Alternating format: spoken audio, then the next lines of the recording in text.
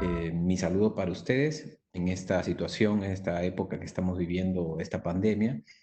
Y bueno, mi posición en este caso como expositor es básicamente hablar de preparaciones conservadoras, ¿no? Algunos principios básicos para el desarrollo, la confección de las carillas cerámicas, ¿no? Que es un tratamiento muy mencionado, muy requerido incluso por algunos pacientes.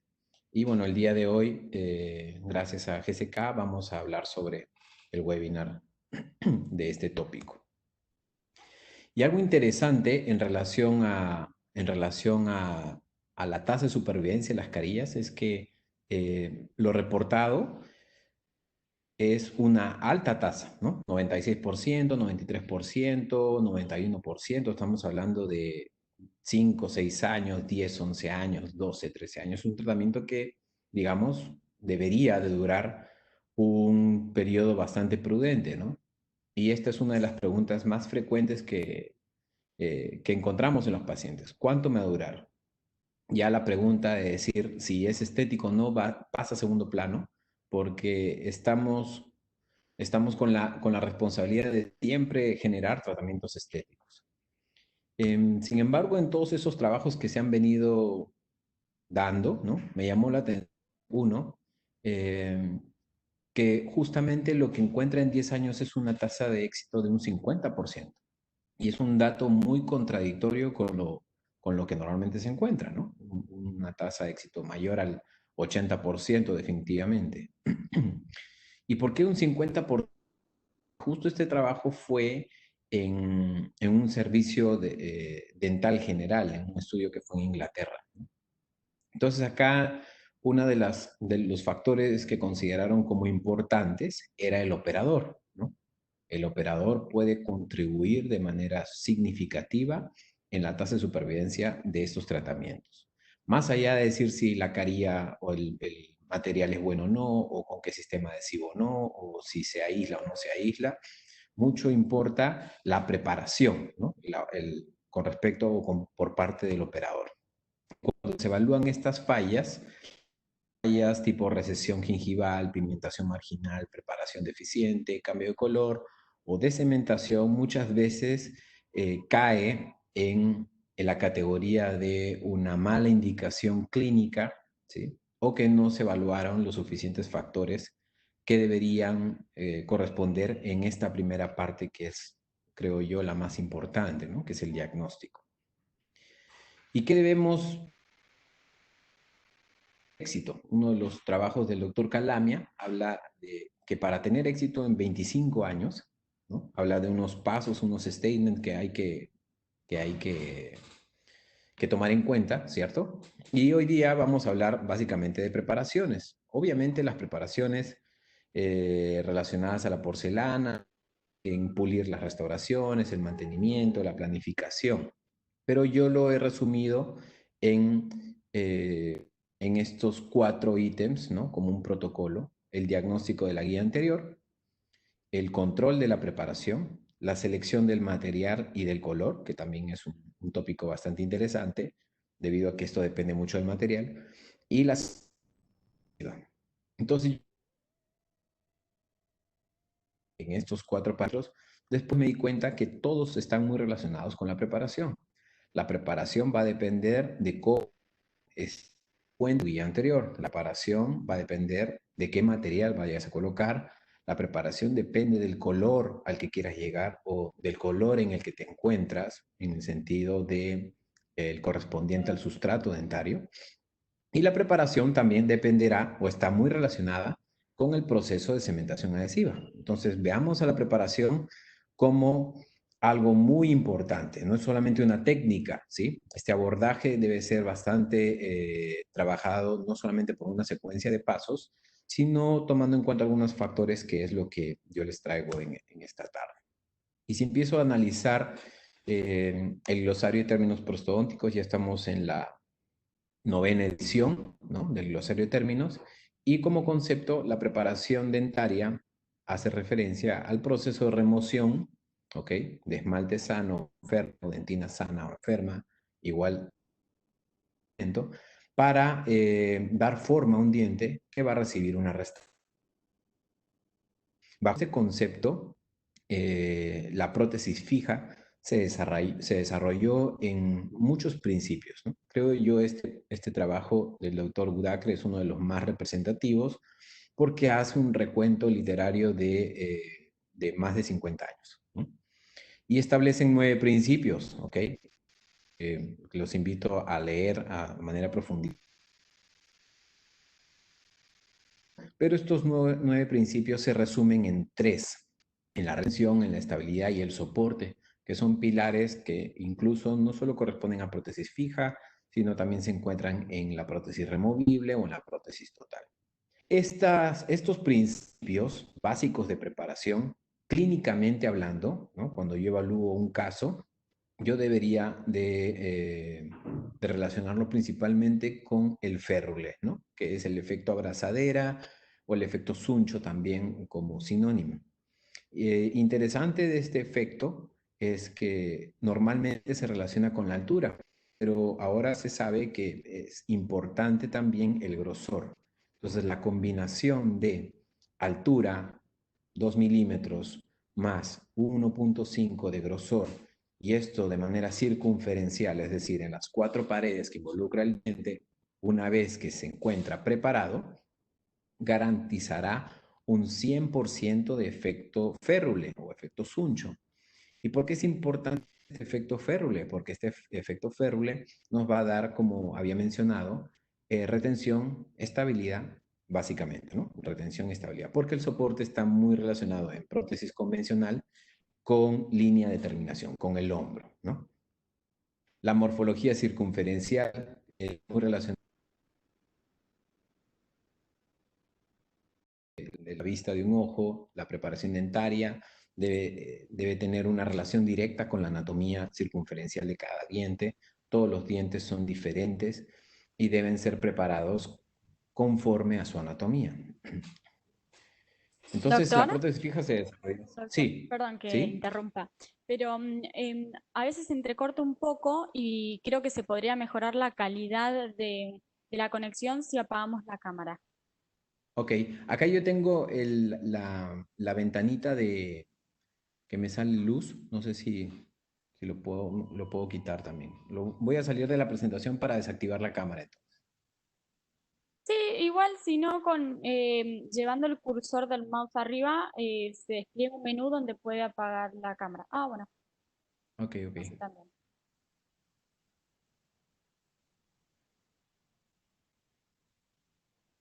Listo. Genial. Perfecto, Perfecto, muchas Entonces, gracias. Así. muchas ¿sí? gracias. Ok, no hay problema. Les mencionaba que estas características o principios Ahora no está relacionados. proyectando, ¿eh? Tendría que ¿No? volver a compartir la presentación para A ver, proyectar. a ver. Vamos a ver de nuevo. A ver, ustedes me dicen. Está cargando. Perfecto. Ahora, Mirar. ¿ahora sí? Sí, perfecto. Ok, genial. Entonces, cuando encontramos o analizamos las preparaciones dentarias, podemos tener diferentes porcentajes de efecto Suncho, ¿no? Esto relacionarlo a la altura, al paralelismo, todos estos factores muy relacionados a lo que se llama planimetría, ¿no? Pero estos conceptos son de prótesis convencional o de coronas 360, que normalmente se les llama. ¿Y cómo esto yo lo relaciono a las carillas? ¿Sí? Ahí debo de evaluar también el concepto de una vinir, que normalmente se le llama, ¿no? Entonces, ¿qué hace referencia el vinir? Hace referencia a una película delgada de material, ¿cierto? Película delgada de material. También se puede tomar en cuenta como una parte muy superficial o también llamada laminado de carilla, ¿no? Entonces existen algunos términos que empiezan a surgir y cuando yo relaciono ahora la preparación, cambia absolutamente todo esto, ¿no? Efecto férrule tengo un 100%, tengo una muy buena altura porque no voy a preparar o voy a preparar muy poco de pieza dentaria. Debo tener mucho cuidado con la morfología circunferencial, debido a que estas preparaciones eh, tienen esta tendencia al mínimamente invasivo, ¿no? Prácticamente la preparación que debe realizarse está sujeta de tejido para garantizar eje de inserción, ¿no? Y algunos trabajos, como el del doctor Edelhoff, ya mencionan que la remoción es muy pobre, ¿no? Es muy poca. Si decimos 15% hasta un 30%, esto es algo interesante porque a diferencia de una corona donde se elimina un 70%, muchos de estos pacientes no van a querer recibir un tratamiento tan invasivo, ¿sí? Entonces, aquí viene una gran ventaja de las carillas en sí. Entonces, recordemos esto siempre, que mientras más conservador seamos, uno, esto es en beneficio biológico para el diente, y dos, también genera o nos trae a generar una restauración con una tendencia a ser más delgada. Entonces, la preparación en relación al volumen, principalmente al volumen, está muy relacionado con el eje de inserción, ¿ok? Con el eje de inserción. Y el volumen dentario dependerá de la cantidad de esmalte que se encuentre en los pacientes.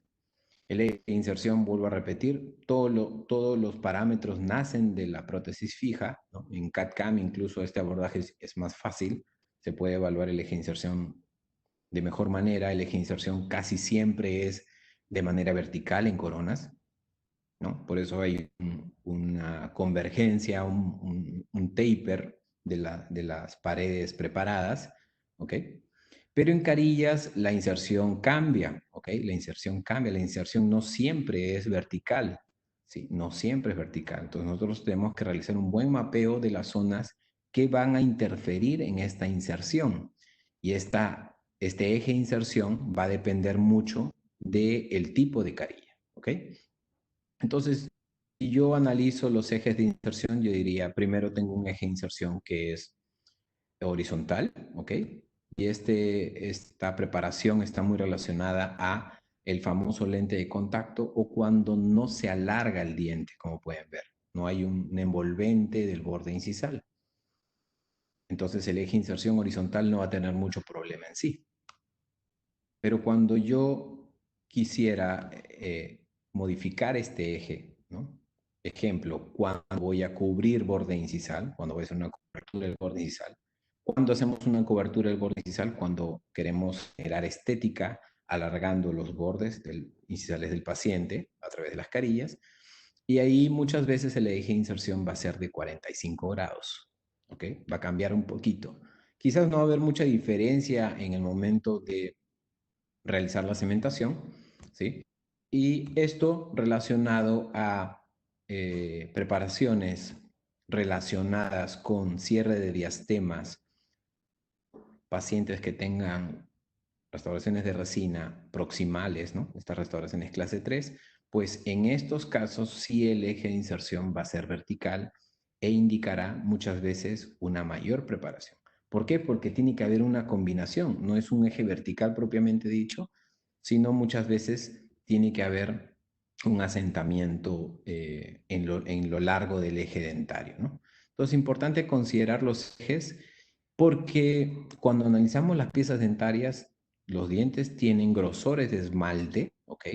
Grosores de esmalte que normalmente debemos respetar, y las clasificaciones están en base a ello, ¿no? Una de las más interesantes, que es incluso una clasificación del 2013, habla sobre el tipo de preparación en relación a la cantidad de esmalte que yo tengo, ¿sí? Yo diría un no prep, ¿no? Que es un paciente con el diente muy plano, donde prácticamente no se va a preparar nada, pero yo tengo más del 90% de esmalte.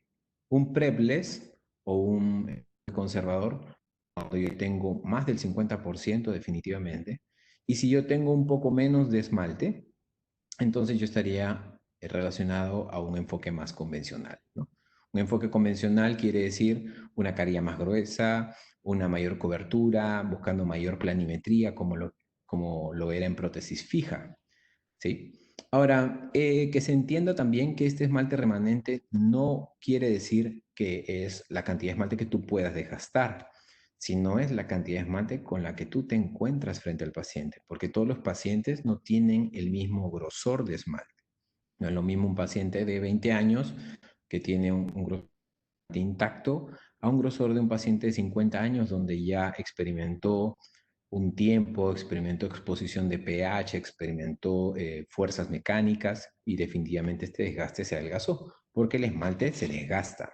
Por año se desgasta en micras, algunos trabajos hablan de 30, otros hablan de 50 o de 80, y esto se llega a exacerbar cuando tomamos bebidas muy ácidas o cuando bruxamos también, por ejemplo. Entonces, ¿qué se sabe? Que el esmalte envejece, ¿no? El esmalte envejece. Cuando nosotros más o menos ya tenemos 50 años, se ha determinado que el esmalte en grosor se reduce en un 50%.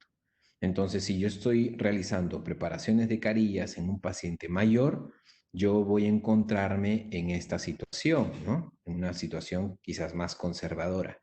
¿Qué quiero decir con esto? Que los famosos lentes de contacto o los famosos abordajes no PREP no siempre, o más bien siempre, estarán más ligados a pacientes jóvenes, ¿ok? Donde yo podría desgastar un poco o donde yo podría originar una mayor adhesión producto del mayor grosor de esmalte, ¿sí?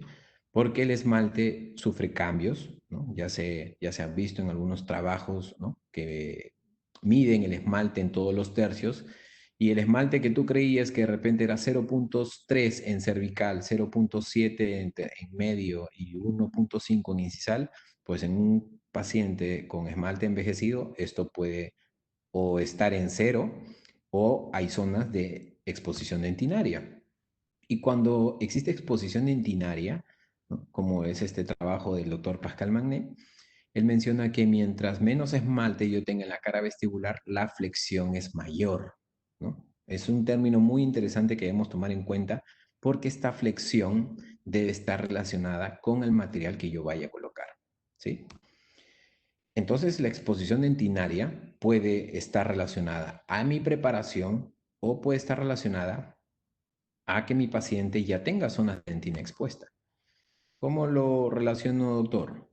Normalmente ya hay trabajos que, en base a la técnica de desgaste, yo puedo exponer de manera muy frecuente la dentina en cervical, ¿no? Entonces, existen muchas maneras de controlar esta preparación, ya sea a partir de matrices o a partir del desgaste del bisacril, ¿sí? Pero hay que considerar que muchas de las técnicas pueden predisponer a esta exposición dentinaria.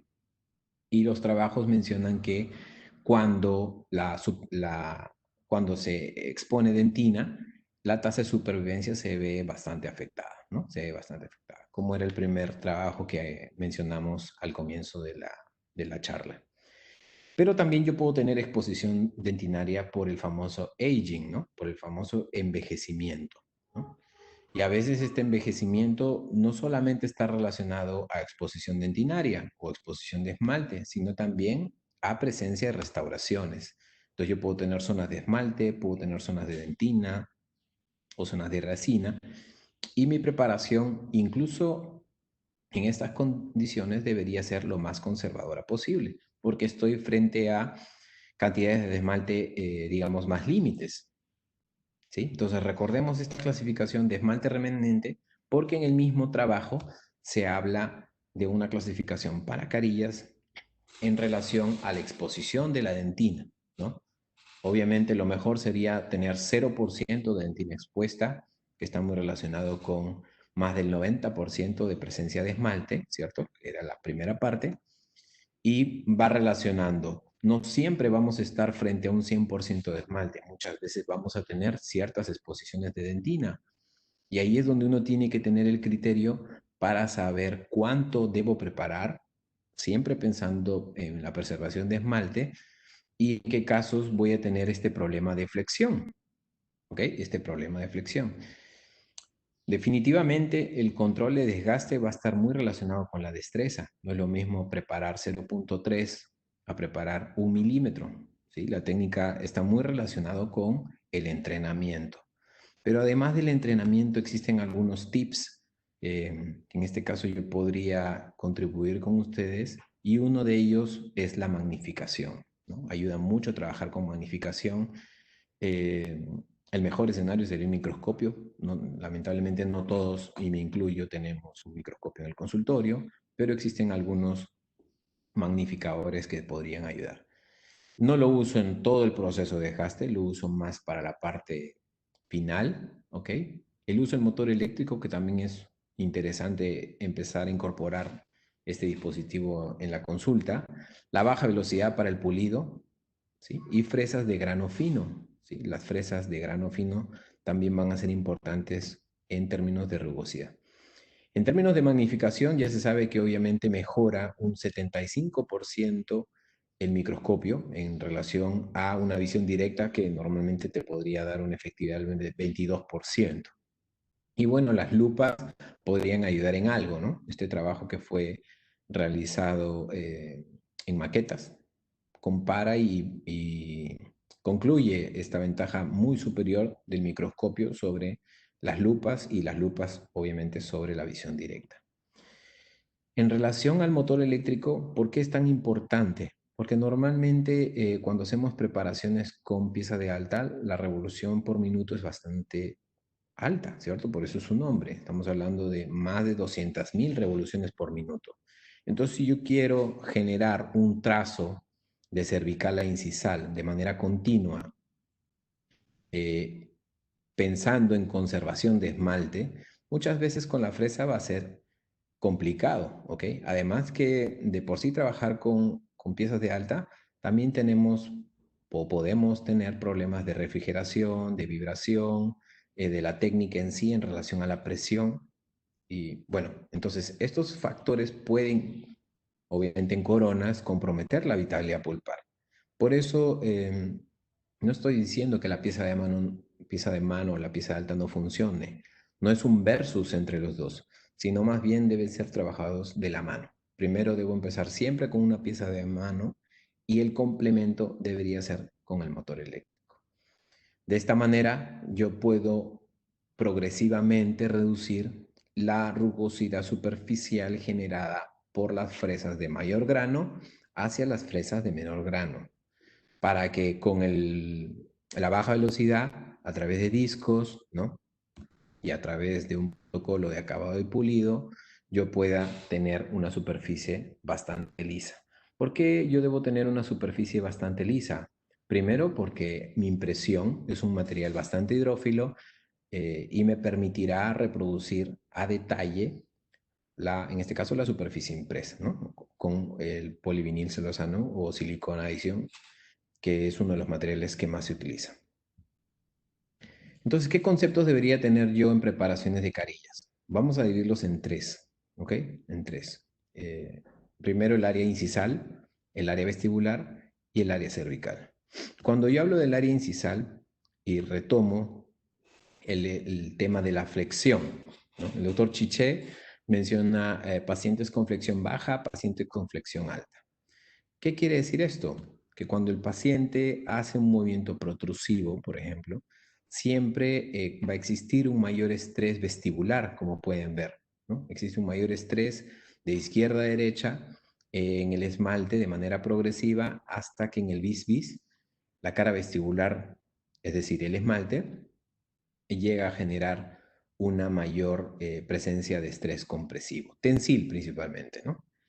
Si yo tengo menos esmalte, pues recordemos los trabajos anteriores, esta flexión puede ser mayor, ¿ok? Puede ser mayor, no solamente que genere movilidad, sino más bien puede generar más desgaste, ¿ok?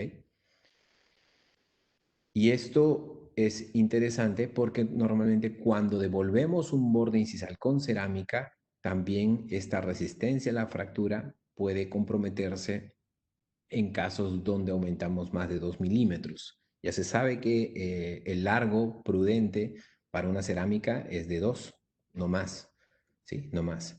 Entonces, si yo tengo una flexión baja, estos trabajos de carillas empezaron a realizar con feldespato, ¿no? Con carillas en feldespato, se pensaba mucho en esmalte, obviamente el grosor podría ser más delgado, pero lo importante es que el paciente debería tener una característica que es de baja fuerza. Ahora, personalmente yo no tengo estos pacientes. Normalmente en mayor frecuencia yo no tengo pacientes con 100% de esmalte ni pacientes con baja fuerza. Yo tengo pacientes que vienen con grietas en el esmalte, ¿no? Al momento de evaluar por transiluminación o con una lámpara, yo veo el esmalte agrietado.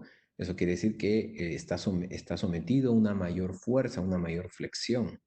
Entonces, si yo quisiera alargar más mi borde incisal, yo estoy muy propenso a descementación, a fractura o a todos los problemas que hemos estado viendo al inicio. Entonces, yo normalmente estoy muy relacionado con pacientes con flexión alta, ¿no? Yo no sé cuándo el paciente puede desarrollarme un episodio de bruxismo, por ejemplo.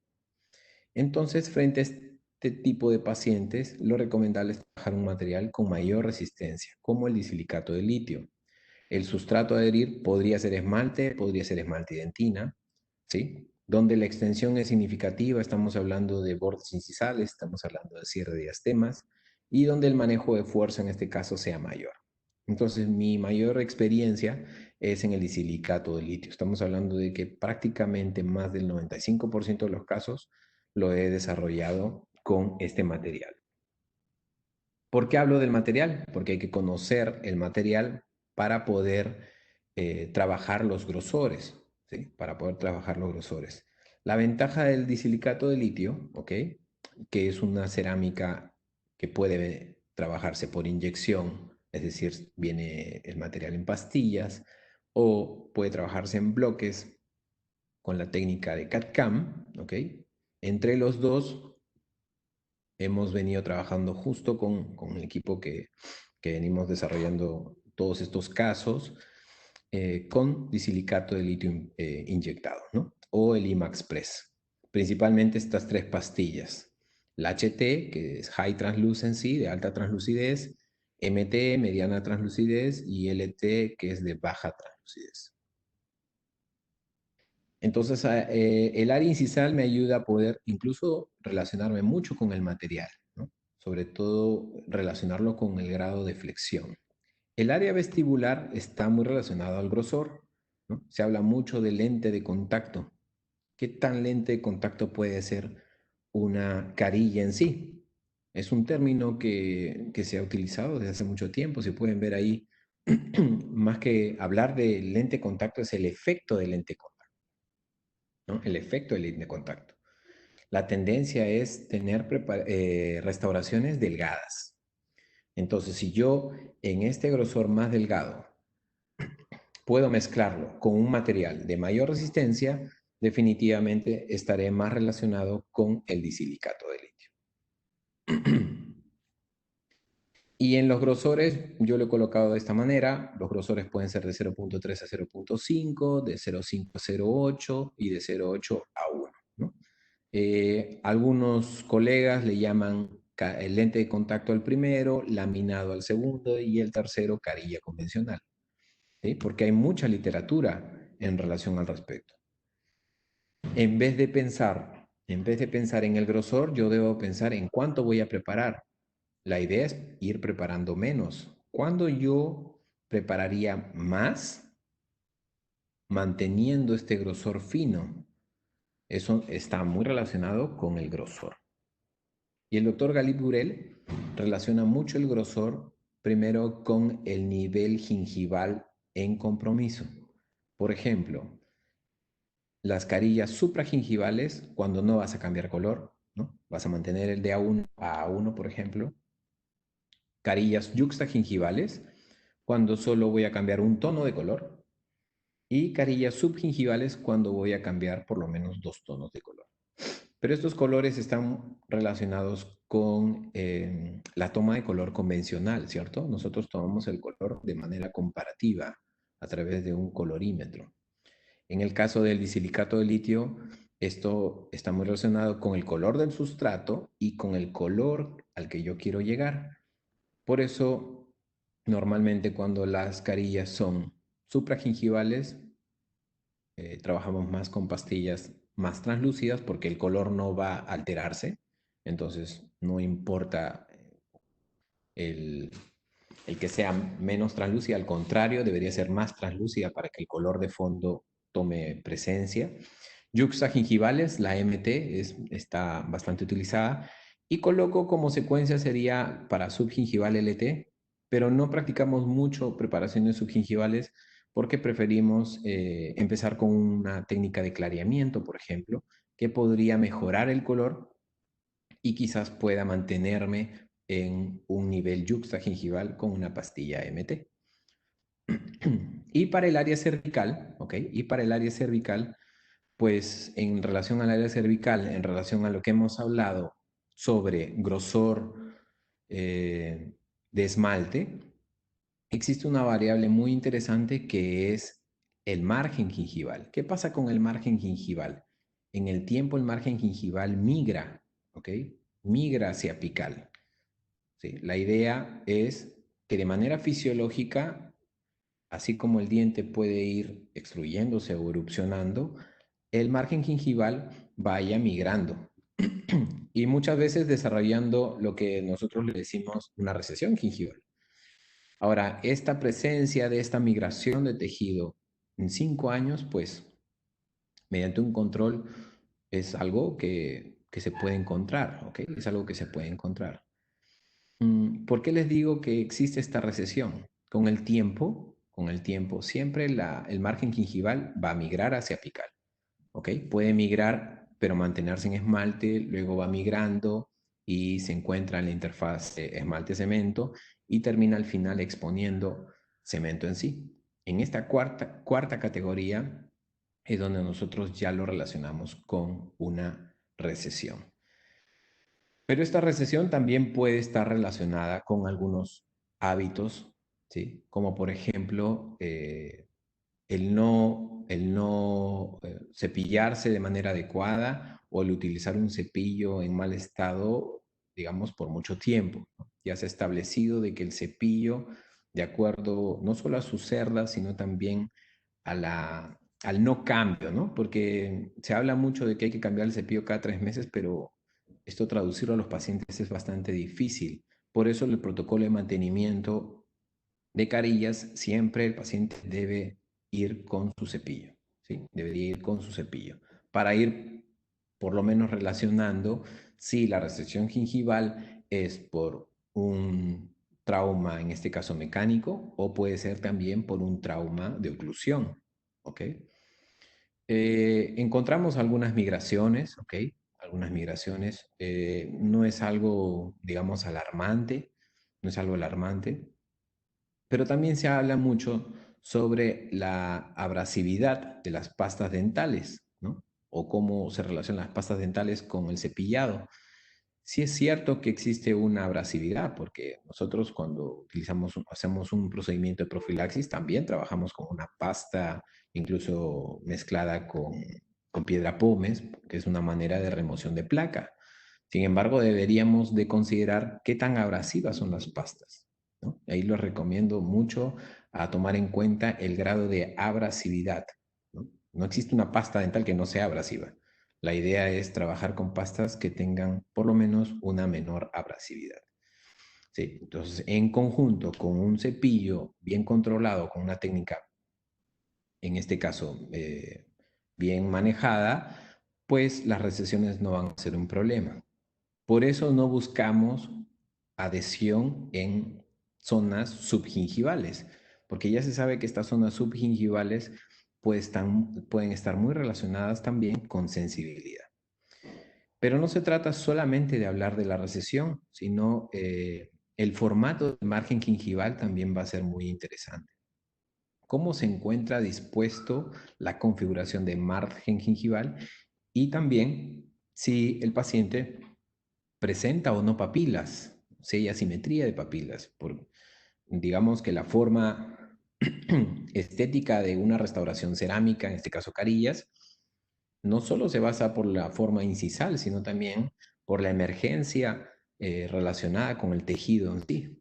Por eso en esta zona cervical trabajamos muchos filos de cuchillo, ¿ok? Muchos filos de cuchillo. Esta zona crítica ya cambia el concepto, ya no es una línea de terminación, el doctor Scopin le llama, es una área de continuidad adhesiva, y el hecho de que sea trabajado con un filo de cuchillo, pues garantiza también que no se visualice, digamos, de manera directa una línea en sí. Entonces yo puedo manejar muchos casos yuxta o también supragingival. Y lo que corresponde a las indicaciones básicamente de las carillas, pues el doctor Pascal Magnel lo clasifica en tres, ¿no? El primer enfoque en relación a dientes resistentes al clareamiento o al blanqueamiento, pacientes con modificaciones morfológicas, hacen unos subtítulos, y pacientes que también presentan restauraciones extensas. De manera disgregada, diríamos, en resistencias al blanqueamiento, bueno, obviamente el bleaching, pacientes con tetraciclina también, o pacientes que quieren mejorar su color, ¿ok? Pacientes que quieren mejorar su color. Pacientes en modificaciones morfológicas, cierre de diastemas, aumentos de longitud, y bueno, restauraciones extensas, sobre todo cuando tenemos desgaste o erosión dental. Tenemos aquí, por ejemplo, pacientes con problemas de tetraciclina, ¿ok? Es un caso que se realizó para carillas. Ahí esto se vuelve un poco más difícil debido a que debemos tratar de ser conservadores, tener una restauración delgada y además que el color sea bastante interesante. Entonces ahí yo me puedo guiar quizás del cemento. No me gusta basarme mucho en el cemento, me gusta más que la cerámica del color final, pero es una posibilidad. Y bueno, el cambio es bastante drástico en sí. En relación a la modificación morfológica, los pacientes muy relacionados eh, a las zonas proximales, ¿no? Se habla mucho de la extensión, qué tanto nos podemos extender en las zonas proximales, si hay diastemas o si hay restauraciones con resina, hay que sobrepasarlas para siempre estar en esmalte. Lo que sí es importante es que este esmalte sea por lo menos de 1 milímetro entre diente y diente, para que el laboratorio pueda tener espacio para manejar la cerámica en sí. Recordemos el patrón de inserción. Si estamos con enfoques de cierre de diastemas, la inserción sería vertical, entonces tiene que haber un adecuado patrón de inserción. En algunos casos esto puede ser un poquito más invasivo, si el paciente tiene muchas restauraciones de resina, si el paciente tiene mucho cambio de color. Por eso, ¿hasta qué punto podríamos ser conservadores? Sin embargo, fíjense que siempre en cervical manejamos el filo de cuchillo. Y restauraciones extensas, bueno, propio del desgaste, ¿ok? Propio del desgaste que se puede dar tanto en el sector anterior como en el sector posterior. El paciente tiene un formato más plano, como pueden ver ahí, y la preparación es prácticamente muy fácil de realizar, es más aplanar superficies y poder garantizar un una adecuada forma, ¿no? Acá influye mucho el cemento, vean cómo el grosor de la carilla puede translucir, puede generar este paso de luz y el cemento toma un protagonismo bastante relevante. ¿Qué estoy diciendo con esto en sí? Que bajo esta indicación, y aquí finalmente para terminar, la mayoría de los pacientes vienen con enfoque de color, para mejorar color, vienen muchas veces para mejorar su forma también, y pacientes porque tienen desgaste. Entonces, ya no veamos de manera separada estas indicaciones. La mayoría de pacientes van a venir por una indicación que engloba muchas veces no solo una, pueden ser dos o hasta tres. Entonces, muy importante analizar el diagnóstico en relación al grosor del esmalte, la edad del paciente, el control de la flexión del paciente y estos ítems importantes en relación al área cervical, al área del tercio medio y al área incisal. Bueno, eso era a manera de resumen lo que quería mostrarles en esta tarde, y aquí tienen mis contactos para poder realizar algunas preguntas adicionales también o para poder estar en contacto. Muchas gracias. Perfecto, muchas gracias, doctor. Ahora abrimos el espacio para que puedan hacer las preguntas. Por el momento ya veo dos preguntas en el chat, doctor. Uno pregunta si el paciente debe usar cepillos suaves o medios.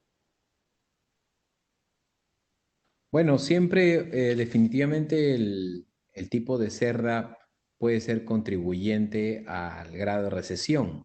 No necesariamente es que la cerda gruesa pueda generar un problema, sino es la fuerza con la que uno realiza el cepillado o la frecuencia, ¿no?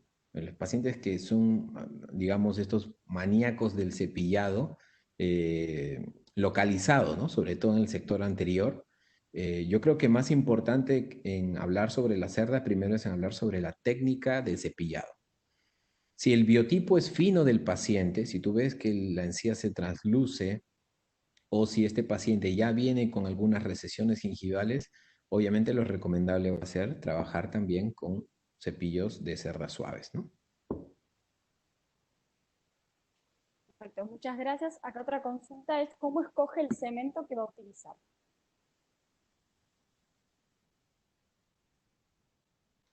¿Cómo escojo el cemento? De inicio siempre es importante que el color lo dé la cerámica. Lo de la cerámica en relación a si es HT, MT o LT.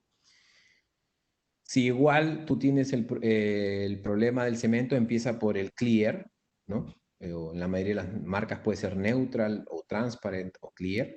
Y primero que visualice el paciente el efecto, ¿no? No vamos a comparar extremos de color. Siempre empezamos por un cemento neutro, ¿okay? Donde no haya pigmentación o cambios de pigmentación. Elegimos más el tono del cemento cuando yo tengo cambios, pacientes con casos mezclados, ¿no? Tengo una carilla por ahí, una corona por ahí, o dientes naturales y carillas. Quizás en esos casos podría asociarse el uso de tonos de cemento, pero cuando trabajamos 6, 4 o 8, es preferible trabajar siempre con cementos sin color, ¿no? Neutrales o transparentes. Muchas gracias. Consultan también si es recomendable instalar carillas en mayores de 55 años. Perdón, disculpa, ¿en pacientes en qué? En pacientes mayores de 55 años. Sí, claro. Bajo este esquema que les estoy mencionando, al final no existiría una contraindicación en sí, ¿no? Tendría que ser un paciente que ya tenga una preparación para corona, para no hablar de carilla. Pero ahora el enfoque de las carillas está muy relacionado a siempre intentar lograr un menor grosor para desgastar menos, pero quizás la mayor extensión hacia palatino sea la respuesta a un paciente más, con un esmalte más envejecido, o si vemos que la flexión es mayor a 2 milímetros porque estéticamente lo requiere, pues necesitaré una mayor retención hacia palatino, hasta el punto que muchas veces ya se está hablando sobre carillas 360, ¿no? Se está hablando sobre estas carillas que lo que antes le llamábamos tres cuartos, donde la retención prácticamente podría llegar a círculo. Ok, muchas gracias. Haciendo otras consultas. Acá consultan si para aumentar sol y sisal se debe gastar también el interproximal o solo vestibular. No, no, no. Normalmente la indicación para romper un contacto proximal es pacientes que tengan diastema, obviamente, porque ya está presente el espacio, y pacientes con restauraciones de resina, ¿no? Proximales, restauraciones clase 3. Hay una tercera indicación, a veces no la coloco porque puede generar, digamos, controversia, ¿no? Son los pacientes con apiñamiento, ¿no? Con apiñamiento, porque el primer abordaje debería ser la ortodoncia, ¿no? Ya cuando el paciente no quiere la ortodoncia y quiere entrar a este abordaje con carillas, debe saber que la cantidad de tejido dentario que se pueda tomar, sobre todo en casos de apiñamiento, es bastante grande, bastante grande. Y la exposición dentinaria va a ser mayor. Entonces, de por sí hay que buscar más retención y esto involucrado a la cementación debería cambiarse el sistema adhesivo, ¿no? Para no generar sensibilidad también. Acá consultan también si hace sellado cuando hay exposición de dentina. Sí, en relación al sellado, la técnica del sellado dentinario está más relacionada con el sector posterior. En el sector anterior han podido ver esta clasificación que es de SMART, ¿no? haya más esmalte que dentina, que es lo importante, yo prefiero no hacer sellado, sino que cuando realizo el proceso de cementación, trabajo con un sistema adhesivo que tenga primer y adhesivo para tratar la dentina con el primer y luego el adhesivo de manera integral para esmalte y para dentina. Pero sellado dentinario no, no. En el sector anterior no, personalmente no trabajo esa técnica. Gracias. Consultan también por qué no es muy recomendable las carillas supragingival. ¿Las carillas cuáles? Supragingival. No, yo creo que todo lo contrario. Las carillas supragingivales pueden ser indicadas, ¿sí? Pueden ser indicadas, sobre todo cuando no se va a alterar o no se va a cambiar el color. Se va a cambiar solo la forma, por ejemplo, ¿sí? Sin embargo, igual trato de llevarlo todo ligeramente yuxtagingival, ¿sí? Yuxtagingival, hay pacientes que pueden ser un poquito detallistas, ¿no? Por más que sea un filo de cuchillo, pueden ver un degradé ahí, o puede haber un problema en relación a la dieta del paciente, pacientes que toman mucho vino. Siempre la línea con el cemento en algunos pacientes puede pigmentarse, no inicialmente, no inicialmente, en algún momento, digo, estamos hablando de la pigmentación, no siempre es sinónimo de filtración, ¿ok? No siempre, pero yo creo que podríamos trabajar con yuxtagingival sin ningún problema, pero no, al contrario, si es supragingival, también puede ser una indicación en sí, ¿no? Otra consulta es si en pacientes con clase 2.2 con signos clínicos, ya de desgaste incisales, perdón, ya con desgastes incisales en los anteriores e inferiores y ante los superiores. El paciente no desea hacerse ortodoncia. ¿Es favorable colocarle en ese caso carillas? No, definitivamente hay consideraciones que van limitando la indicación. En estos pacientes que hace referencia a la pregunta mordidas profundas, ¿no? Mordidas profundas. Primero es, ok, ¿el problema de desgaste es sector anterior solo o sector anterior y sector posterior? Porque si hay desgastes también en el sector posterior, lo recomendable es aumentar la dimensión vertical, ¿no? Para poder trabajar de manera integral. Pero si yo tengo el sector posterior sólido, digamos, no afectado por desgaste y solamente es un problema anterior, si el mismo diente se ha desgastado de esa manera, yo podría intentar primero con un abordaje de resinas, ¿no? Por un tiempo. No le pongo el término de provisional, porque la resina no siempre es un tratamiento provisional, sino para ver cómo es que el paciente se acostumbra a ello y en su momento, pues, ¿no? Más adelante cambiarlo por cerámicas, ¿no? Cuando la condición oclusal llega a ser un problema, yo siempre empiezo por restauraciones de resina para ver cómo es que se desenvuelven, ¿no? En algunos casos se puede fracturar, entonces me permite ir eliminando algunos errores hasta quedarme con el formato dentario propio para este tipo de paciente. Uh -huh. Muchas gracias. Bueno, vamos a abordar la mayoría de las preguntas. Veo que se incrementan a un paso agigantado. Ha levantado muchas inquietudes. Acá otra consulta. Uh -huh. La preparación para carillas en dientes con restauraciones clase 3 que van de vestibular a palatino. ¿Cómo tendría que ser la terminación en esa zona interproximal? Ok, muy buena pregunta. Primero que no es algo fácil, ok, y quizás en esta condición de que hay que romper proximal, el protocolo de la preparación cambia, ¿no? ¿Por qué cambia? Porque la inserción es diferente, ¿no? Había mencionado que la inserción o el patrón de inserción es vertical. Y si yo busco algo que sea vertical como una corona, entonces yo empiezo por desgastar proximal, no empiezo por desgastar vestibular. Que lo puedo realizar con discos, principalmente con discos, y el mismo disco me genera una especie de bisel, ¿sí? Una especie de bisel.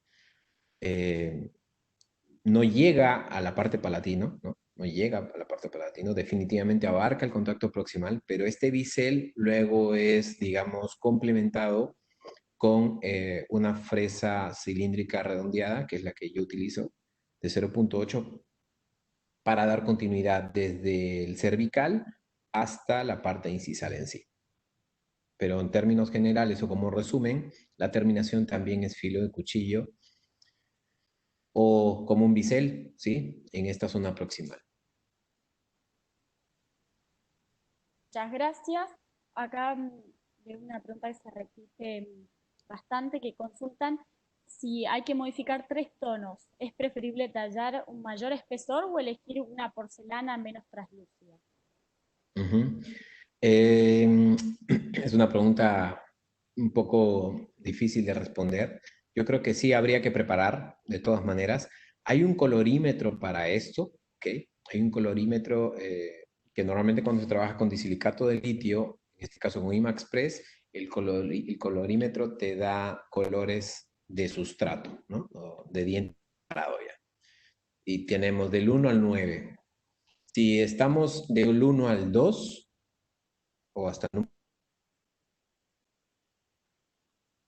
trabajamos más con pastillas de alta translucidez y también podría ser de mediana translucidez, no hay problema. Cuando tenemos un color de 3, ya trabajamos básicamente con mediana translucidez, pero cuando ya estamos en 4, ya es ya necesitamos una pastilla que no sea tan translúcida. El problema de estas que mencionaba, que son la de baja translucidez, ahora ya se sabe, porque esta técnica va evolucionando siempre, ¿ok? Como todo, ya se sabe que lo mejor siempre sería hacer una especie de laminado de baja translucidez y luego sumarse con otra técnica que se llama estratificación, ¿no? Entonces hay que inyectar un laminado de baja translucidez de 0.5 y estratificar, por ejemplo, 0.3. Con eso más o menos se maneja bastante bien, pero esta suma quiere decir que hay que tener un espacio de 0.8, ¿no? Entonces tengo que preparar de acuerdo a mi encerado, también, de acuerdo a mi encerado, y de acuerdo al volumen dentario presente que yo tengo en boca. Entonces, pero más o menos debería tener un espacio de 0.8. Muchas gracias. Hago la última consulta y pasamos a la presentación del doctor Pozzi y luego también se vuelve a abrir el espacio si hay nuevas Ok. consultas. Pero acá veo una consulta que se repite bastante que refiere a cómo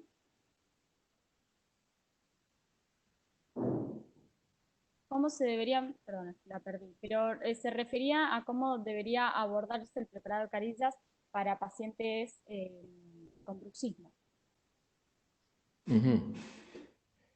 Bueno, en pacientes con bruxismo, el bruxismo es un poco complejo esto, ¿no? El bruxismo lo puede tener un paciente sin un desgaste muy severo. Normalmente se puede confundir esto con el paciente con todos los dientes desgastados. Si tú ves que tu paciente tiene todos los dientes desgastados, pues puede ir carilla, pero primero tienes que rehabilitar el sector posterior. O sea, primero hay que hacer un tratamiento integral, quizás de aumento de dimensión vertical, ¿no? También pueden haber pacientes que no tienen desgaste generalizado, pero empiezan a generar episodios, digamos, de bruxismo. Entonces ahí va a ser muy importante primero la cerámica para manejar el control de flexión. Estamos hablando del disilicato de litio que tiene una mayor resistencia flexural. Dos, el continuo control, continuo protocolo de mantenimiento para ir viendo poco a poco, ir ajustando la oclusión, ¿cierto? Y tres, que definitivamente tendría que ir una férula, una guarda nocturna, una mordida, para evitar que en la noche el paciente genere este apretamiento continuo del material o contra el esmalte antagonista, ¿no? No solamente para que haya un problema con la cerámica, porque la cerámica también podría generar un desgaste en el diente antagonista en sí. Perfecto. Muchísimas gracias, doctor, por todas las consultas. Ha sido un tema polémico, ha generado muchas inquietudes, así que buenísimo por eso. Y ahora pasamos con la presentación del doctor Pozzi. Y bueno, luego finalmente también se va a abrir otro espacio por si tiene nuevas consultas. Ok. Pero muchísimas gracias. Muchas gracias, Luz. Súper interesante el tema, doctor. Me adhiero al interés de todos los colegas. Muy linda la presentación, hermosa la presentación.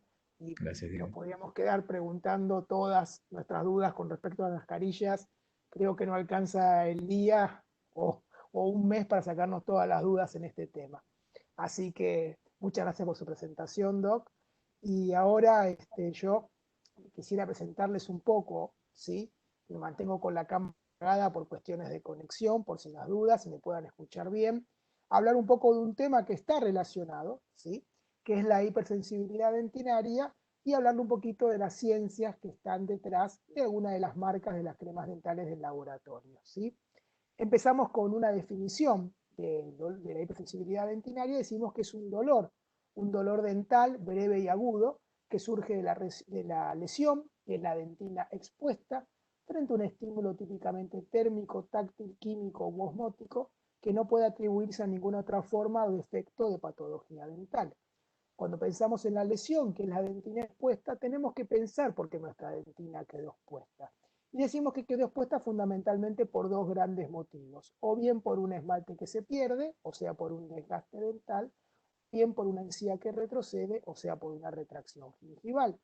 Y cuando hablamos de los desgastes dentales, a mí siempre me gusta hablar de las cuatro categorías clásicas y básicas que nos enseñan en la facultad, que es la erosión, la atrición, la abrasión y la abfracción, ¿sí?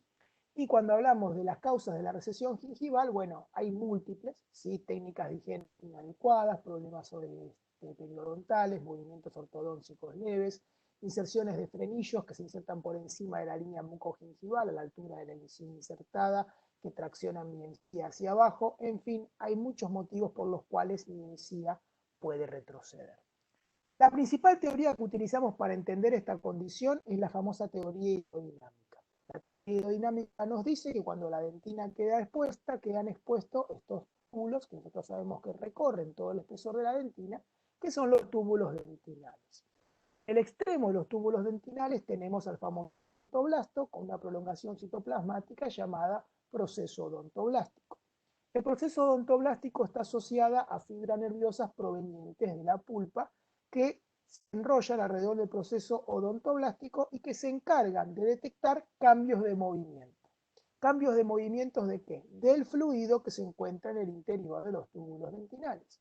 Entonces, frente a una dentina expuesta, la llegada de un estímulo, como puede ser la aplicación de aire frío, va a producir un movimiento de fluido en el interior del túbulo dentinal. Vamos a estimular a estos mecanos receptores que se encuentran asociados a los procesos odontoblásticos y va a generar este dolor dental breve y agudo típico de la hipersensibilidad dental. ¿Cuál es el protocolo para el manejo de la condición en el consultorio? Lo primero que tenemos que hacer, por supuesto, es un correcto diagnóstico con cualquier condición de odontología.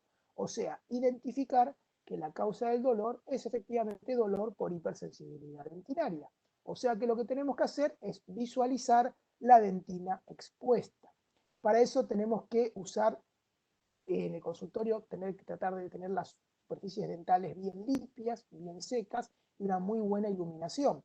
Hay veces que la dentina expuesta es muy fácil de localizar, la retracción gingival la vemos muy fácil, pero hay veces que un desgaste dental erosivo muy pero muy incipiente es difícil de detectar en la consulta.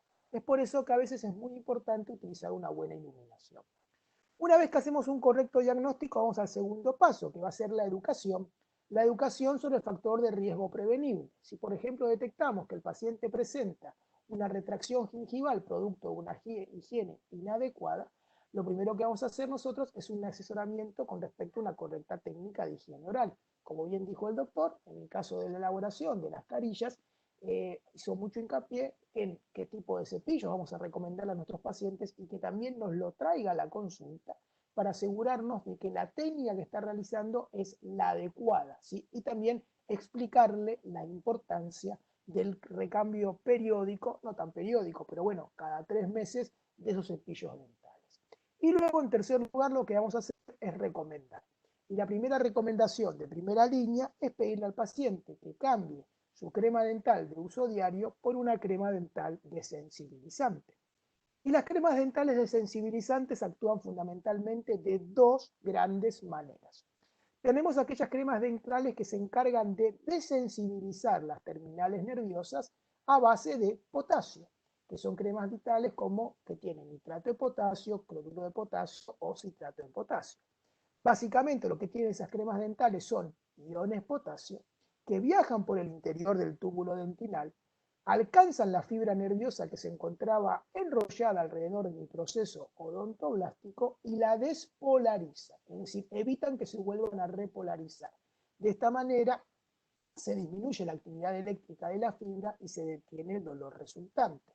Esta es la manera con la cual actúan las cremas dentales con sales de potasio. Mientras que otra manera y otra tecnología que tienen las cremas dentales desensibilizantes son las que ocluyen los túbulos abiertos de la dentina, donde una gran variedad de agentes han sido sugeridos. Sales de estroncio, fluoruro de estaño, Novamin, fosfosilicato de calcio y de sodio. Es decir, hay una gran cantidad de tecnologías oclusivas para mis túbulos abiertos de la dentina. Y entonces hoy les traje un poco de cada una de las tecnologías. Vamos a hablar primero de una que desensibiliza las terminales nerviosas y luego de una que ocluye los túbulos abiertos. Vamos a hablar un poquito primero de la famosa crema dental Sensodyne True White, que seguramente ustedes la conocen, que es una crema dental que se hizo con la idea de poder resolver el problema de pacientes que precisaban un alivio de la sensibilidad y también una remoción de la mancha dental extrínseca. En este caso, el principio activo para el alivio de la sensibilidad fue una sal de potasio, un 5% de nitrato de potasio. Mientras que la remoción de la mancha dental extrínseca se trató de hacer no de manera abrasiva, sino de manera química. ¿Y cómo remuevo la mancha de manera química? A través de polifosfatos. Los polifosfatos, ahora voy a explicar cómo es que hacen, actúan de manera química removiendo la mancha sin ser abrasivos o agresivos sobre la superficie de la pieza dentaria. Con respecto a las sales de potasio, acabo de explicar cómo es que actúan. El paciente se cepilla, viajan los iones por el interior del túbulo dentinal, alcanzan la fibra nerviosa, la despolarizan, se evita la propagación del difuso nervioso porque se disminuye la actividad eléctrica de la fibra. Estos principios activos han sido muy estudiados, fueron muy populares las cremas dentales con sales de potasio en los 80 por su compatibilidad con el flúor. Y en muchos estudios clínicos que se utilizaron para evaluar el alivio del dolor utilizando escalas visuales analógicas, se demostró que efectivamente estas cremas dentales tienen un alivio clínico bien comprobado para el alivio de la hipersensibilidad dentinaria. Ahora, ¿cómo es la parte de la remoción de la mancha? Porque muchos me dicen, ¿cómo remover la mancha sin ser abrasivo? Bueno, justamente es mediante la incorporación de polifosfatos. Los polifosfatos, es decir, nosotros sabemos que la mancha dental extrínseca se genera porque sobre la película salival, que tiene cargas positivas, tenemos las moléculas formadoras de manchas que tienen carga negativa. Negativo con positivo se unen y es así como queda unida mi mancha dental extrínseca. Los polifosfatos, como el trifosfato pentasódico o el pirofosfato tetapotásico, que está también incorporado en otras cremas dentales, lo que hacen es tener mayor afinidad por los sitios de unión en la película salival. Al tener mayor afinidad por los sitios de unión en la película salival, se unen y desplazan la mancha, desplazan esa molécula generadora de la mancha. ¿Y cómo la prevengo la formación de la mancha? Porque los polifosfatos quedan todos unidos sobre la película salival con los grupos negativos mirando hacia afuera, y entonces cuando venga la molécula generadora de mancha con carga negativa, negativa con negativa se repele y de esta manera evito y prevengo la formación de la futura mancha dental extrínseca. Ahora, esta es la explicación desde el punto de vista químico.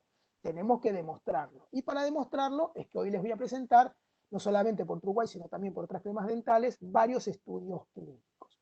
¿Cómo es este estudio clínico? Este es un estudio donde un grupo de pacientes fueron seleccionados para hacer este estudio en el cual se les hizo un protocolo de generación de manchas. ¿Cómo es esto?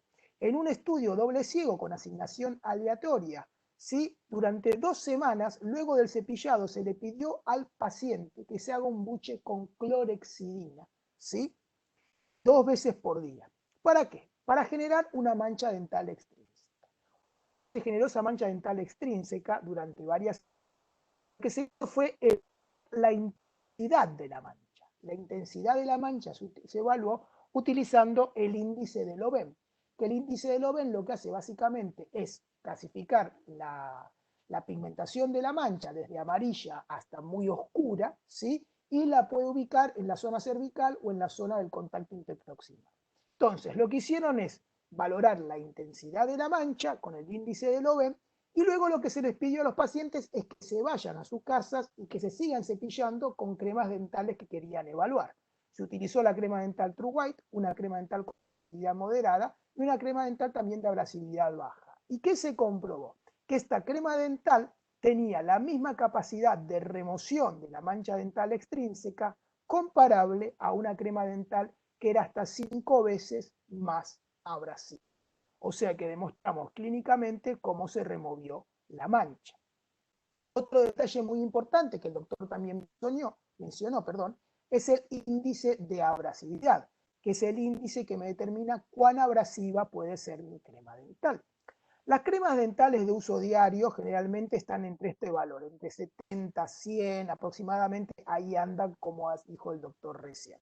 Nosotros sabemos que muchas cremas dentales blanqueadoras de acción abrasiva tienen un RDA elevado. Hay algunas que van de 130 a 150, porque incorporan partículas de sílice, como dicen a veces, partículas pulidoras, le dicen incluso en las propagandas y demás, que son muy abrasivas, que no es lo más adecuado a un paciente que tenga un desgaste dental con hipersensibilidad dentinaria y dentina expuesta. En comparación, esta crema dental True White tiene un RDA de 13, hasta 10 veces menos abrasiva que una crema dental blanqueadora de uso diario que actúe de manera abrasiva. Y ahora, ¿cómo se demostró esto? Se demostró mediante otro estudio, que este fue un estudio in situ, en el cual muestras de dentina fueron sometidas a diferentes protocolos de cepillado, utilizando agua, la crema dental True White y diferentes dentríficos con diferentes abrasividades, ¿sí? Y una vez que se comprobó eso, lo que se hizo es pedir que se cepillen esas muestras durante un periodo de tiempo y se midió, disculpen, la abrasividad. Y la abrasividad se midió con un perfilómetro superficial que lo que hacía era medir cuántos micrones se iban desprendiendo de cada una de las muestras luego de cada uno de los regímenes de limpieza.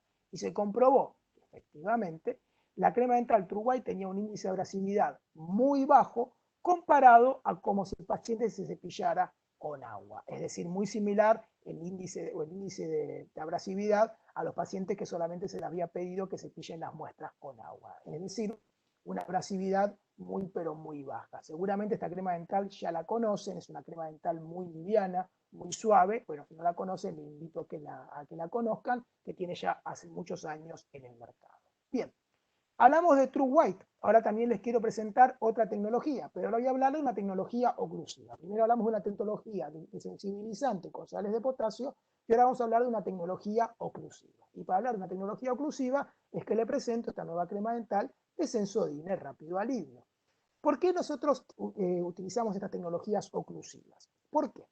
En el último tiempo, lo que se trató de hacer es de acelerar el alivio de la hipersensibilidad dentinaria.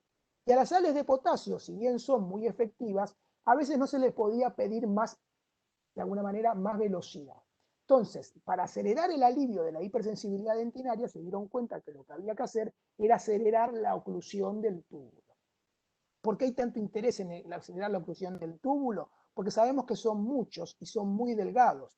El ancho promedio de un túbulo dentinal es menor al de 1 micrón. Y la cantidad de túbulos dentinales por milímetro de dentina expuesta, por milímetro cuadrado de dentina expuesta, pueden ser hasta 32.300, más aún en la cercanía de la pulpa. Se ha comprobado que el fluoruro de estaño es un principio activo muy importante para la oclusión rápida de los túbulos dentinales. ¿Qué es lo que tiene esta crema dental? Como dije recién, fluoruro de estaño y un polímero facilitador que se llama Carbopol, que lo que hacen es generar una oclusión rápida de los túbulos dentinales. El fluoruro de estaño es un vehículo para los iones de estaño que se depositan tanto en la dentina intertubular y la dentina peritubular, o sea, en las paredes de la periferia del túbulo.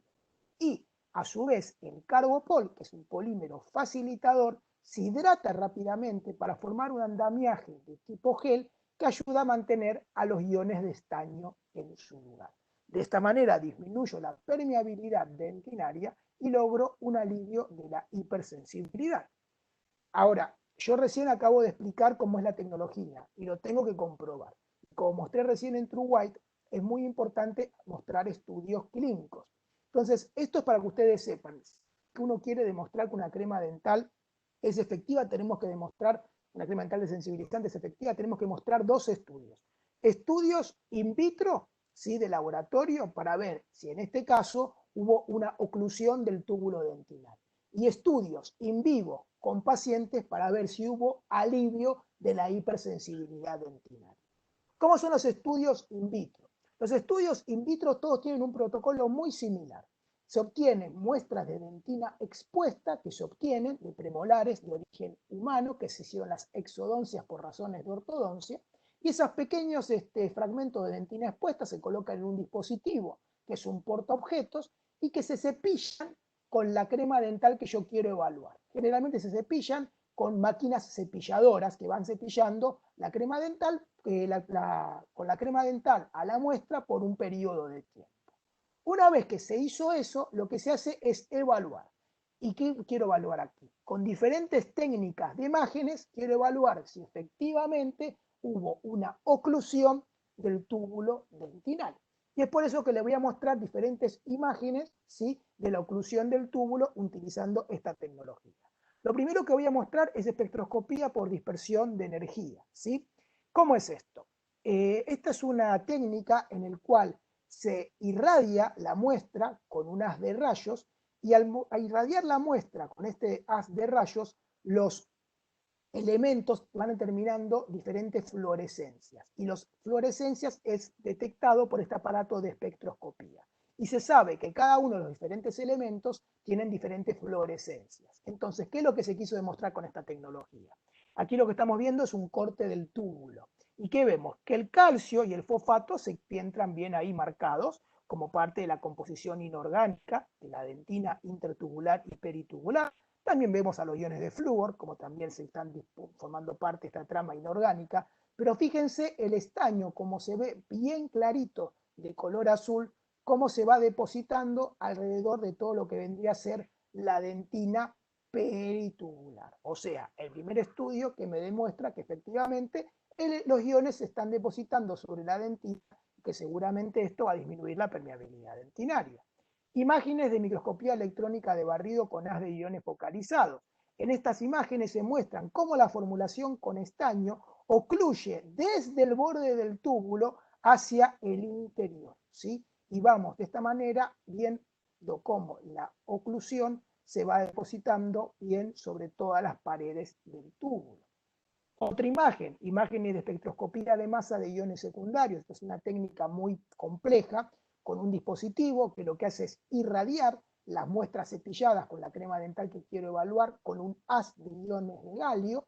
Estos iones de galio van de alguna manera como desarmando la muestra, se desprenden iones secundarios y este aparato de espectroscopía capta estos iones secundarios.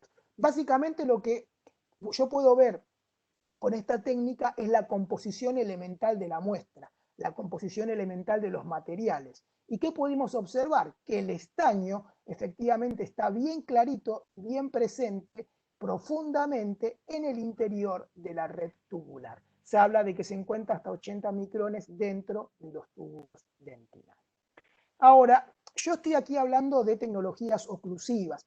Y hablamos de las tecnologías oclusivas porque dijimos que era muy importante, porque podemos hacer la oclusión y generar un rápido alivio de la hipersensibilidad dentinaria. Pero ¿qué es muy importante cuando yo recomiendo una tecnología oclusiva?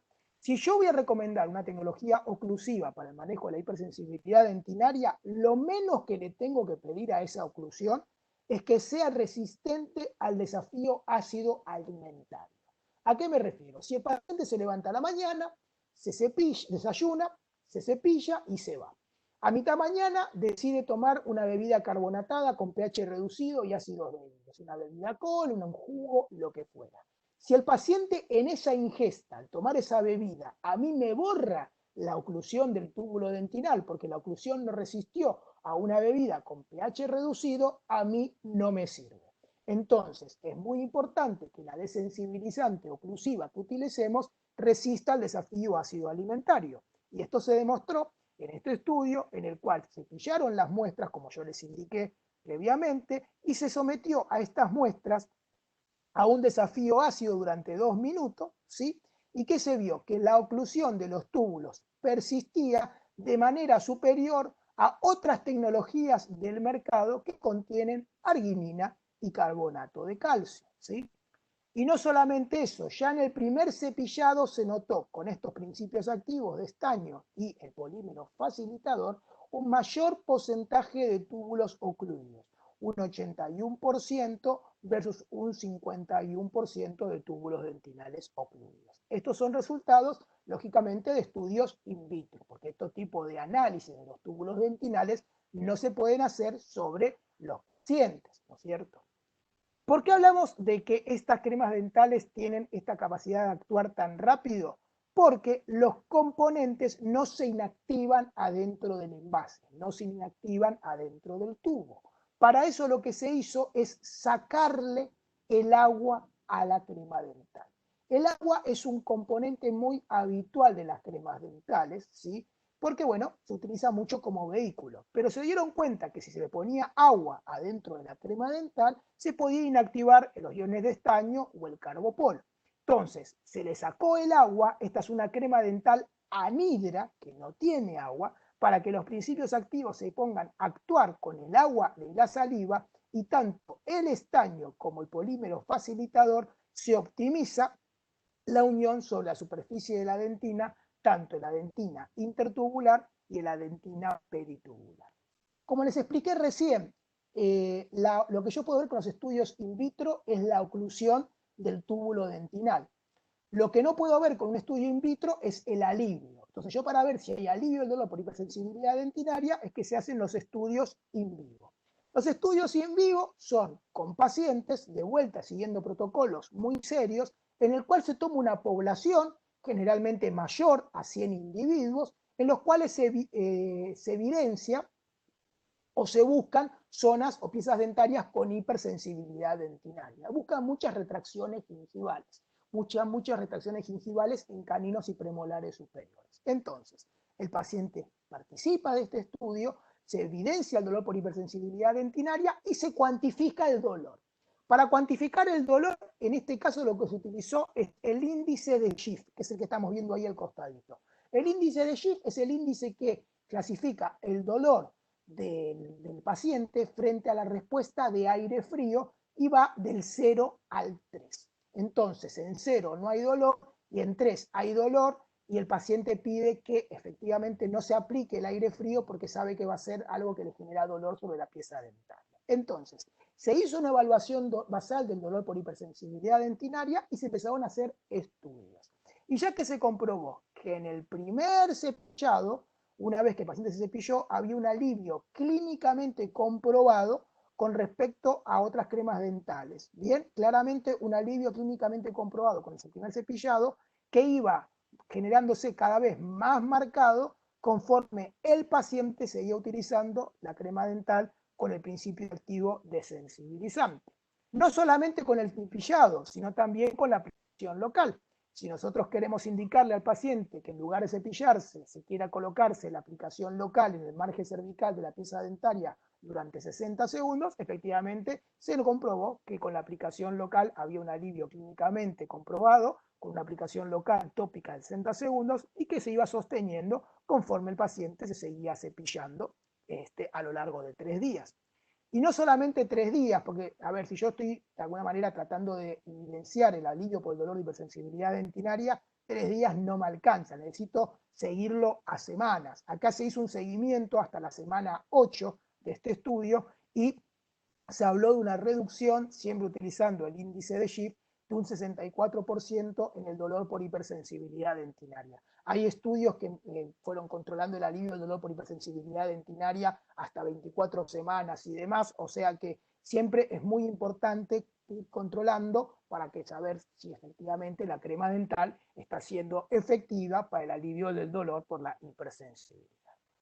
Y aquí entonces viene la pregunta, porque muchas veces los pacientes, y también algunos colegas, me preguntan, o nos preguntan, hay tantas presentaciones que yo me termino mareando, no sé cuál crema dental utilizar.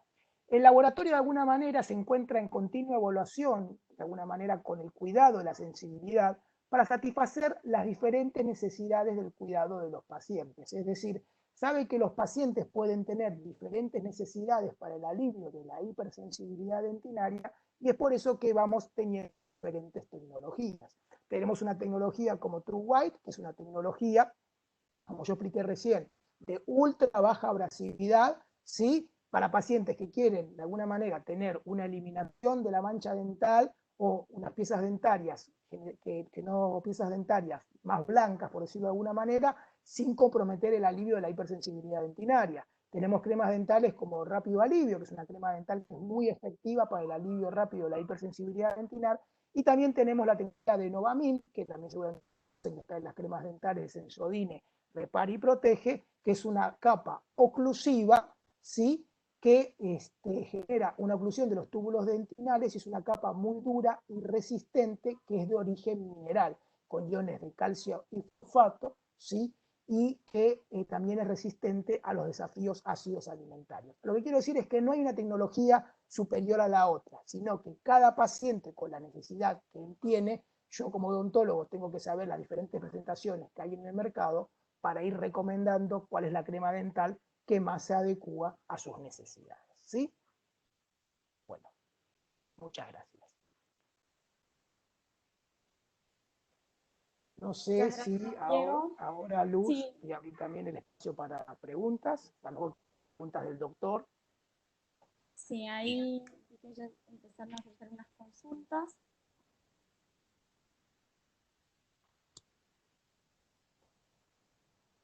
Consultan, acá la primera consulta que veo referida a las pastas es si estas pastas se pueden utilizar en pacientes embarazadas.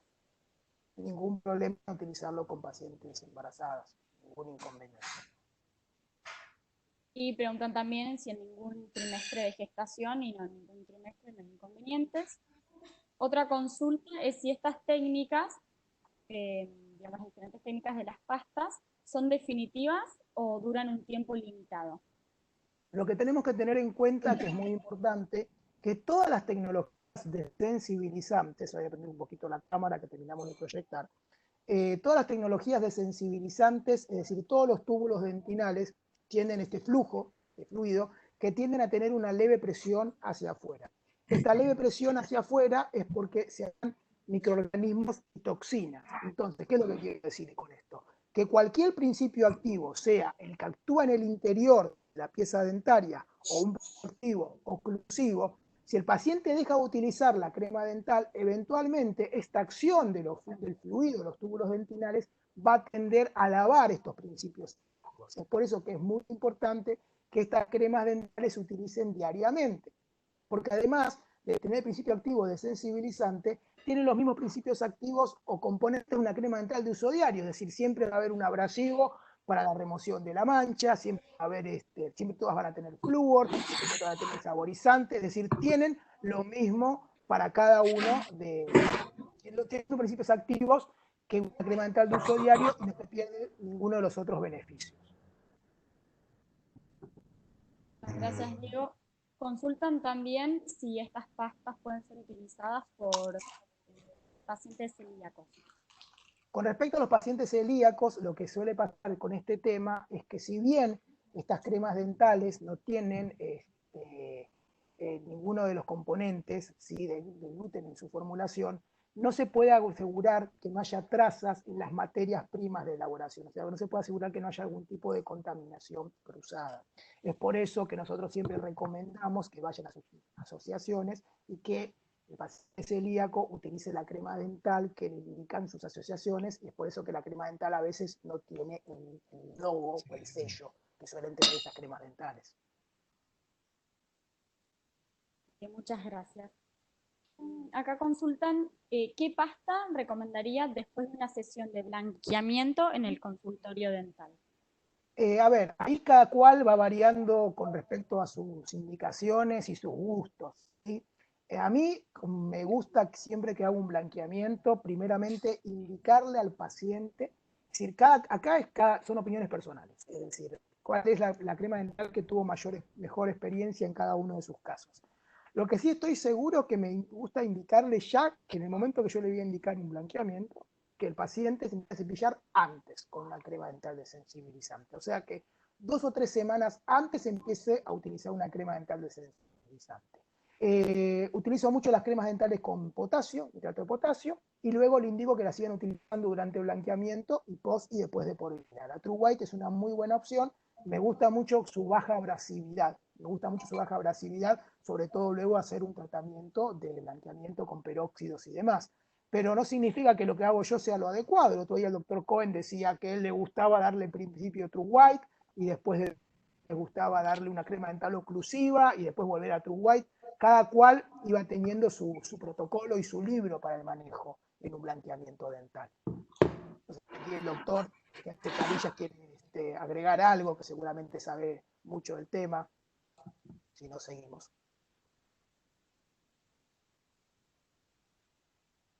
Sí, referido a pastas, no hubo ninguna consulta más. Perfecto. Excelente, excelente presentación, Diego. Justamente ha estado muy relacionado sin querer con lo que hablábamos de la abrasidez de las pastas, ¿no? Sí. Y sobre el uso de los cepillos, que me parece interesante. De manera adecuada, de acuerdo a la clínica correspondiente, el tipo de pasta, porque tiene un mecanismo de acción bastante específica, ¿no? Con respecto a la otra. Entonces me parece interesante mencionar justamente esto como complemento, ¿no? Perfecto, gracias, Doc. Hay otra consulta referida a la sensibilidad dental. Dice, ¿cómo queda la sensibilidad dental en el paciente y cómo sería el manejo del hilo dental? La sensibilidad dental es una condición de por vida. A ver, si es algo que el dolor, si la dentina, es decir, el esmalte cuando se va ya no se recupera. O sea que, lógicamente, es una condición de que queda de por vida y que el paciente se tiene que saber que de por vida tiene que utilizar una crema dental desensibilizante. ¿Sí? Eso no es ningún problema porque las cremas dentales que hay en el mercado tienen todos los beneficios de una crema dental de uso diario. Y con respecto al uso del hilo dental, lógicamente, si tenemos que complementar la higiene con un elemento interdental, y bueno, el uso de un elemento interdental es básico y es muy importante para evitar la acumulación de placa bacteriana en los espacios interproximales, ¿sí? Así que sí, tiene que usar los elementos interdentales. Perfecto, acá una consulta para el doctor Huertas, que nos había quedado anteriormente, es, doctor, ¿cómo mide la flexión o cómo la evalúa? Bueno, clínicamente no se puede medir, ¿no? Es una manera de poder nosotros describir la mayor flexión que debería o que recibe un diente a expensas de la cantidad de esmalte vestibular, ¿no? Que tanto esmalte vestibular tenga. Eh, Obviamente esto es muy relacionado con la oclusión. En pacientes, esta mayor flexión, incluso traducida en movimiento, se expresa más en pacientes que son desdentados parciales, pero enfocándonos en pacientes dentados, estaríamos hablando de pacientes con mordida profunda, pacientes con este biotipo facial, digamos, al braquifacial, que normalmente lo podemos relacionar en la clínica, y pacientes obviamente con algún, algún tipo de desgaste. Igual, creo yo, cualquier paciente es un potente paciente en términos de mayor flexión. Lamentablemente, no sabemos en qué momento se puede activar un episodio de parafunción nocturna y desde el punto de vista de hábitos de dieta también. Tengo algunos pacientes que, por ejemplo, les gusta morder mucho el hielo. Ya se sabe que el morder el hielo, por ejemplo, está muy relacionado con algún tipo de ansiedad muchas veces. Entonces, yo creo que analizar el diagnóstico de manera muy global va a ser importante.